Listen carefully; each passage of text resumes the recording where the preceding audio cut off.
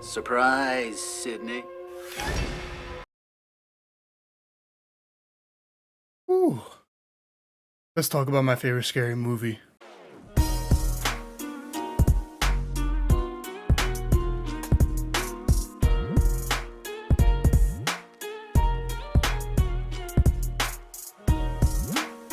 Scream came out in 1996 and it basically saved the horror genre after all the big name franchises just ran themselves into the ground. The greatest horror director of all time, Wes Craven, teamed up with writer Kevin Williamson to deliver something truly special and groundbreaking to the genre when it needed it most. A movie that examines and makes fun of slashers while also being a damn good slasher movie with some elements of a murder mystery to spice it up a little bit. Someone cooked here. Now, before I actually dive into this movie, here's your spoiler warning. I'm going to spoil the entire movie, so if you haven't seen this movie and you want to watch it, go and watch it, and then come back to this video. In America, it's streaming on Paramount Plus, and you can even watch it on YouTube right now for free with ads. Alright, let's get into it. Scream might have my favorite opening scene of all time. It's amazing, and it really starts the movie off with a bang, or should I say a stab. Oh, brother, this guy stinks!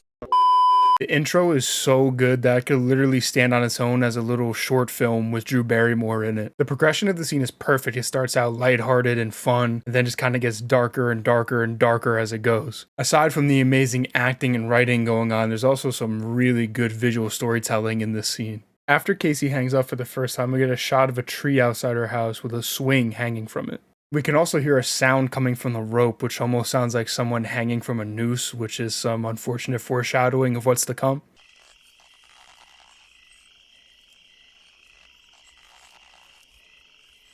The popcorn on the stove also shows the progression of the scene. When things start getting a little sketchy and the tone starts to change, you can notice the popcorn starts popping and smoking on the stove. Why do you want to know my name? I want to know who I'm looking at. What did you say? I want to know who I'm talking to. That's not what you said. What do you think I said? Then when the shit hits the fan, the popcorn is just on fire and is making the house all smoky, which also makes it more atmospheric and creepy for when Ghostface is creeping around in the house. One thing I noticed for the first time during my rewatch is that you can actually see Steve sitting in the dark on Casey's patio before we even know he's out there. The little details like that to just get me going. Also, just thought I'd mention that Ghostface says I want to play a game 8 years before Jigsaw says it, but it's recognized as an iconic line from Saw and not from Scream. He copied my whole fucking flow! Word for word, bar for bar!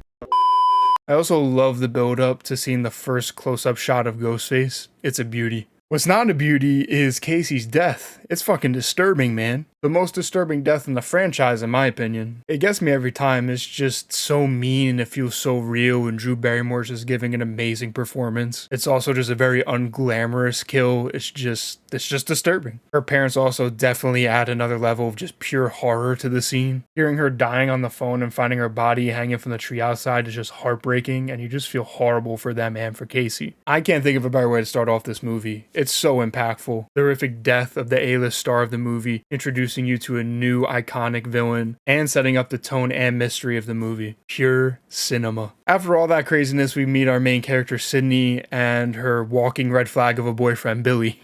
Well, it occurred to me that I've never snuck through your bedroom window. Right, and now that it's out of your system. I was home watching television. The Exorcist was on. Got me thinking of you.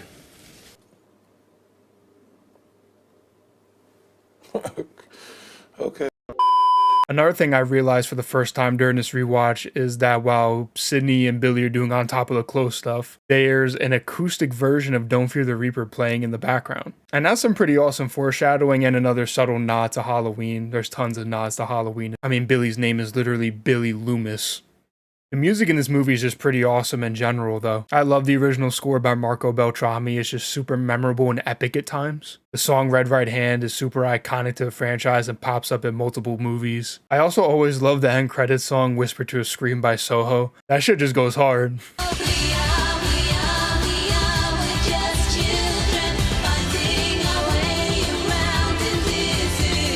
Out of all the Scream movies, this cast of characters is by far my favorite. We got our holy trinity of characters with Sidney, Dewey, and Gale, along with Randy, Stu, Billy, and Tatum. I love them all, and they're just really fun to watch throughout the movie. I see people ask the question of which movie would you want to watch again for the first time, and my answer is Scream. Before I watched it for the first time in full a couple years ago, I saw the ending on TV a while back when I was younger, and I remembered who the killers were, which kind of sucks. So I never truly got to experience the movie the way it was intended to. I mean, it's still cool to watch the movie knowing who the killers are because you can just pick up on the little hints, details, and subtle choices made by the actors in Wes. But I wish I could have seen this movie not knowing who the killers are so I could see if it would have shocked me and satisfied me at the end of the movie. We'll talk more about the ending later though. Sidney is my favorite final girl and probably my favorite character in horror in general. She's just so fucking awesome. We find out that a year ago, Sidney's mom was, abused and murdered. Please don't ban me, YouTube. Her murder is a very interesting storyline that continues throughout the first 3 movies in the franchise. We find out in this movie that a man by the name of Cotton Weary was identified by Sidney and arrested for the murder of her mom, Maureen. Gale Weathers is also writing a book about the case and thinks that Cotton Weary is actually innocent and that he was framed for the murder.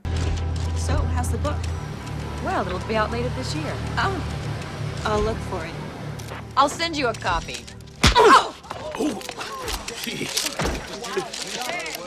Nice shot. I really do enjoy Sidney and Gale's beef, but I do prefer where they take their relationship and Gale's character in the future. Finding out about Sidney's mom just instantly made me feel bad and care for her. And now on top of all that trauma, she has to worry about Ghostface coming and killing her and all of her friends. You also get to see how horribly the kids in school treat her, and again, it just makes you side with her and want her to be okay. It just makes you want to root for her, and considering everything that she's going through, she handles it really well, and just kind of goes to show how strong she is. Sidney's first call from Ghostface might be my favorite phone call in the entire franchise. You get some great commentary about the horror genre, some tension, and Sidney and Ghostface just being as awesome as always.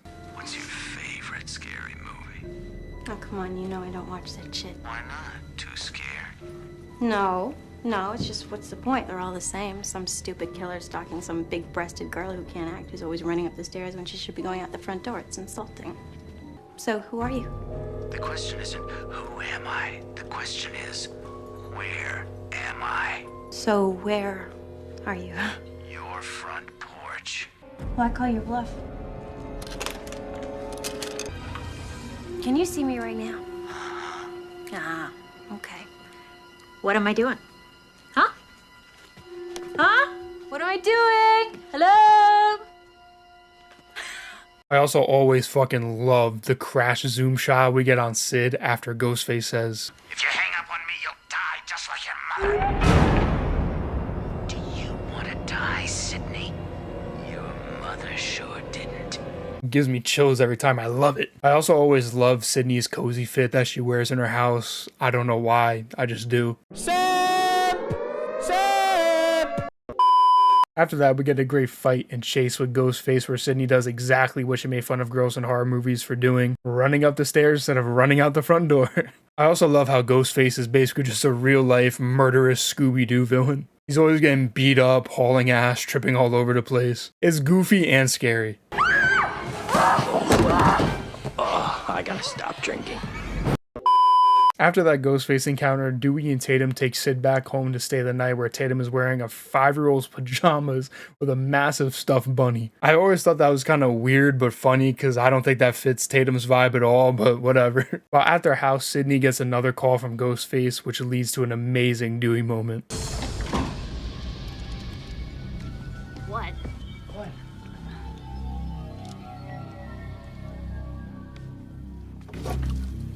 Hello. Dewey is my second favorite character in the franchise. He's just so much fun to watch. In this movie, he's basically just Tatum's goofy older brother who's trying to be a respected man of the law. God damn it, Dewey. What did Mama tell you? When I wear this badge, you treat me like a man of the law. My favorite Dewey moment in the movie is when he's outside with the sheriff taking a smoke break, with his strawberry ice cream cone. It cracks me up every time and it sums up his character perfectly. I also gotta show some love to Principal Fonzie. I love Henry Winkler, and it's cool to see him do a movie like this, and his death scene is so fun. Kinda fucked up to say, but it is what it is, I guess. I'm a fucked up person, I don't know. You get a whole bunch of meta references in this scene. You get Principal Himbry fixing his hair like the Fonz, him opening his closet full of leather Fonz jackets, and then the cherry on top is Wes Craven's cameo as Fred the janitor. Only thing he's missing is his glove of knives and burnt pepperoni face. Himbry's death itself really isn't anything special. I kind of like how extra Ghostface is when he's popping out from behind the door. Even though the kill is kind of whatever, we get one of my favorite shots in the entire franchise in this scene. Ghostface's reflection in Himbry's dead old eyeball. It's fucking awesome. Before we actually get into the ending, we do have to talk about one of the best scenes in the movie, and that's the video store. Randy works there, and again, he's one of my favorite characters in the franchise. Take a shot every time I say franchise in this video, and you'll get fucked up. He's a movie nerd who's basically a walking movie encyclopedia who also has a crush on Sidney. No wonder why I like him so much. Oh, he just like me. He just like me, for real. Jamie Kennedy is amazing as Randy. He just adds so much personality to the character. This scene is especially fun because we get to see Randy and the goat himself, Stu, played by Matthew Lillard, kind of just bounce off each other. More on Stu later. This scene makes you realize how smart Randy actually is and that he knows exactly what he's talking about, because he basically calls the entire ending of the movie in this scene. Yeah? Why would he want to kill his own girlfriend? There's always some stupid bullshit reason to kill your girlfriend. I think it's her father. Why can't they find her pops, man? Because he's probably dead. There's a formula to it. A very simple formula. Everybody's a suspect. I'm telling you, the dad's a red herring. It's Billy. What would be your motive? It's the millennium. Motives are incidental. Millennium. Good word, my man. Once Billy confronts Randy, we also get some pretty crazy foreshadowing to the kitchen scene at the end of the movie. Billy and Stu are kind of all over Randy, kind of like how they're going to be all over Sidney at the end of the movie. And that's what I mean, man. Little stuff like that just makes rewatching this movie so fun. All right, we're in the end game now. The first hour of this movie is great, but once we get to Stu's house for his fiesta, this shit gets turned up to an 11. Stu's fucking drip also gets turned up to an 11. You see that fucking robe? We also get some great Dewey and Gale stuff in the third act. It's mostly flirting, but it's cute because it's real. They started dating after this movie and eventually got married, for those of you that don't know. And now we get to my favorite kill in the franchise, the garage door. And I could not give a single pebble of deer shit if it's not realistic and it's not practical. It's a slasher movie. We need more fun kills like this in Scream. People complain that Scream has boring kills, but then when they go do something fun like this, people complain and say it's not realistic and that it's stupid. Like, make up your mind, people. Come on now. And to add to the awesomeness of this scene, we also get some great banter between Tatum and Ghostface. Oh, you want to play psycho killer? Can I be the helpless victim? Okay, let's see. No, please don't kill me, Mr. Ghostface. I want to be in the sequel. This movie also has some amazing sound design. It enhances certain scenes. It also can drop massive hints sometimes. Like when Ghostface is getting beat up, if you listen closely, you can tell who's behind the mask based off the grunts of pain you hear.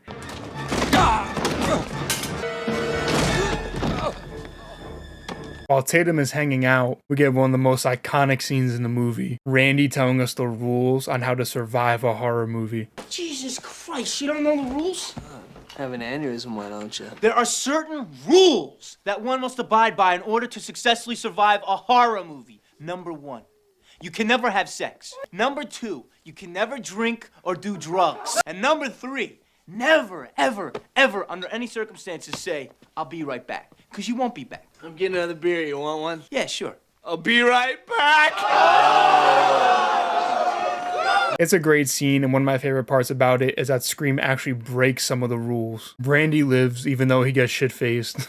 And Sidney lives even though she gets it on with Billy upstairs. After she gets it on with Billy upstairs, he goes back to being creepy as usual, acting like the killer, until he fucking dies. He doesn't actually die, and he is one of the killers. It's just a great fake out, and it comes at the perfect time. After a sexy little blade wipe, we get another great chase scene throughout Stu's humble abode. Chase scenes and car scenes just go hard in Scream, and we got 2 great car scenes coming up. The first is when Gale gets back from her stroll with Dewey and goes in the van and finds a bloody windshield and a freshly dead Kenny. It's pretty grody, but her reaction's also kind of hilarious. Oh, God, not kidding. I'm sorry, but get off my fucking windshield!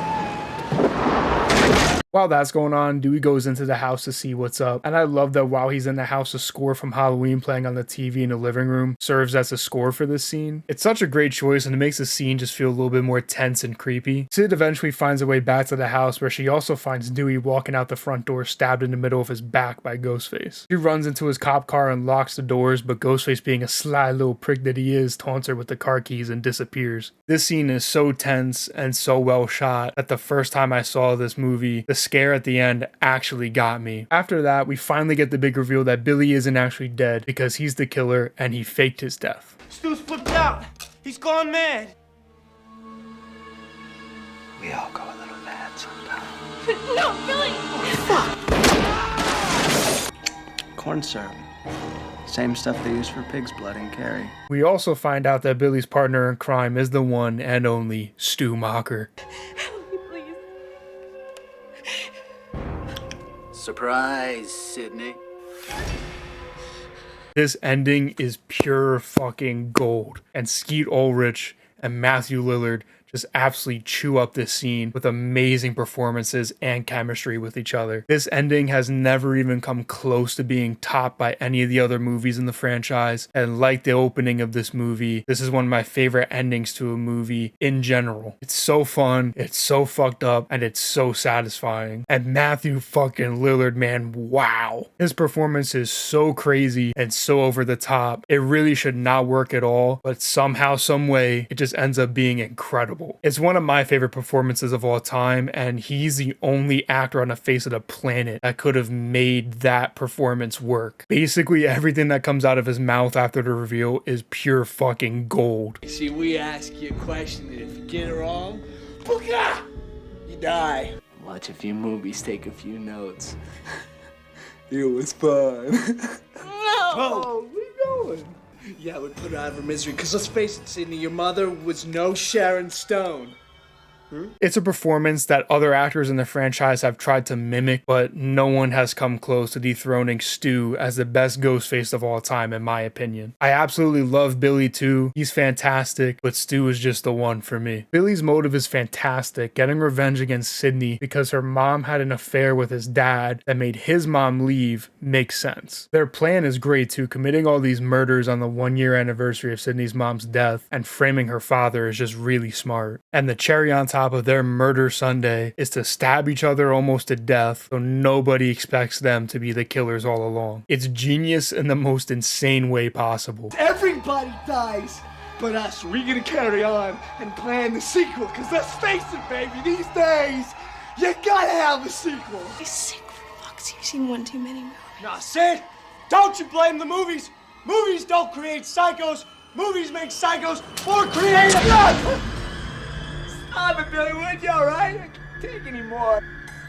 I'm feeling a little woozy here. After that, Gale comes in and tries to save the day. She fails, but it causes a distraction, so Sid sneaks away and gives Billy and Stu a taste of their own medicine. Giving Matthew Lillard the phone in this scene is one of the best decisions in the history of mankind, because he just delivers some of the greatest movie lines of all time, back to back to back to back.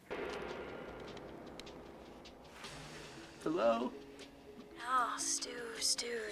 What's your motive? Billy's got one. The police are on their way. What are you gonna tell them? Peer pressure. I'm far too sensitive. I'm gonna rip you up, you bitch! Pansy-ass mama's boy. Fuck! Fucking hit me with a phone, dick! Did you really call the police? You bet your sorry ass I did. My mom and dad are gonna be so mad.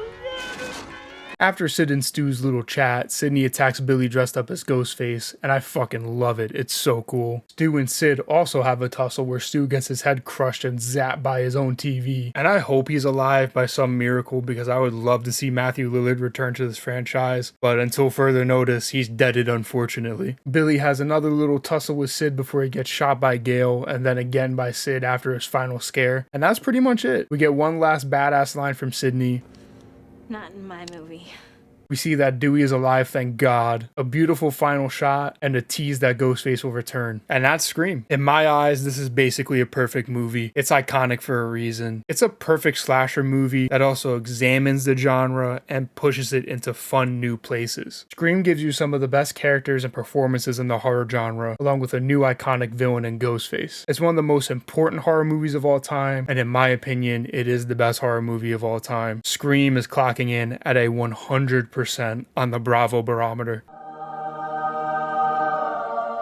Scream has the distinct honor of being the first movie to ever get a 100% on the Bravo barometer, and I can't think of a better movie to hold that title. I originally wanted to review all of the Scream movies before Scream 6 came out, but I'm not going to have enough time to do that now. So if you guys do want to see me review the rest of the Scream franchise, make sure to just drop a like on this video and let me know in the comments below that you want to see more of these reviews. I'm definitely going to review Scream 6 when that comes out, but again, just thank you guys for watching this video. I really appreciate it as always. Make sure to drop a like and subscribe if you haven't already, and share this video with a friend of yours that loves Scream. I hope you guys have a good rest of your day, and I'll catch you in the next one. Peace out, everybody.